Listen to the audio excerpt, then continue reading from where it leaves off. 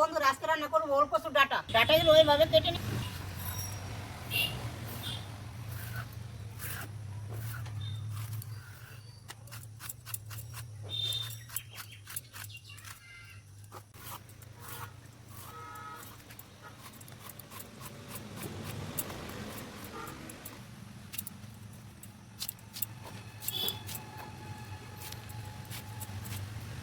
ডালাটা ধুয়ে একটা কাঁঠালের দানা দিয়ে আর নুন দিয়ে জল দিয়ে সিদ্ধ বসিয়ে দিয়েছি। দেখো বাপানো হয়ে গেছে, এখন জলটা ঝরিয়ে নিব।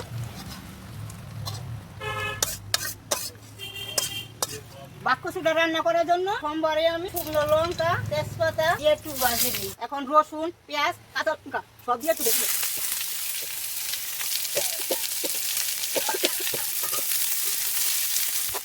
দেখো পেঁয়াজটা লঙ্কাটা ভাজা হয়ে গেছে, এখন কচুটা দিয়ে দেবো। এখন লবণ দিয়ে দেবো পরিমাণ মতো,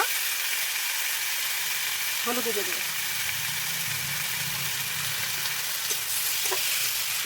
সব কিছু দেওয়া হয়ে গেছে, এখন একটু ভেজে নেব।